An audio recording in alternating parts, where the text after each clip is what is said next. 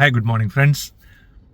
நம்ம யாராவது ஒருவருக்கு நல்லது செஞ்சு அவங்க வாழ்க்கையை சந்தோஷத்துக்கு உள்ளாக்கி அவங்க வாழ்க்கையை அப்கிரேட் பண்ணி இம்ப்ரூவ் பண்ணி அதன் மூலம் அவங்க மிகுந்த மகிழ்ச்சி அடைந்தார்கள் எனில் அவர்கள் அடைகின்ற அந்த சந்தோஷத்தை விடவும் பன்மடங்கு நம்ம அடைகிறோம். நேச்சுரல், அது இயற்கையாகவே வருது.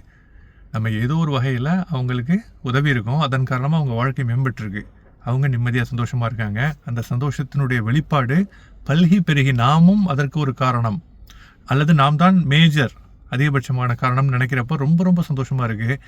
இறைவனுக்கு நன்றி கூறுகிறோம். அடுத்தவர்களுக்கு உதவி புரிவதற்கு நம்மை இறைவன் தேர்ந்தெடுத்ததற்காக இறைவனுக்கு நன்றி கூறுகிறோம்.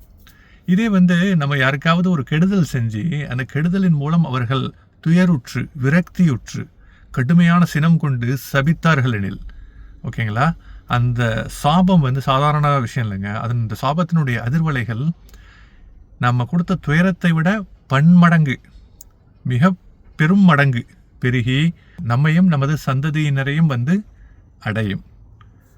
அதனால் நல்லதோ தீயதோ எல்லாமே திருப்பி அப்படியே கர்மா தேறிறாங்க, பூமராங் மாதிரி திருப்பி sooner R later we will be reaping what we sowed. நம்ம எதை விதைத்தோமோ அதை கண்டிப்பாக வினை அறுப்போம். அதனால் நம்ம செய்கின்ற விஷயங்கள் ஒவ்வொன்றையும் நல்ல விஷயங்கள் மட்டுமே தேர்ந்தெடுத்து செய்வோம்.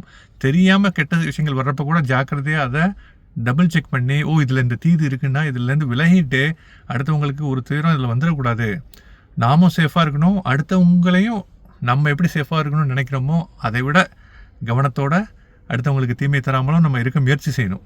நம்ம வாழ்க்கையினுடைய ஒரு குறைந்தபட்ச அழகான விஷயமே இதில் தாங்க இருக்குது. Thank you guys for watching. Have a fantastic day ahead.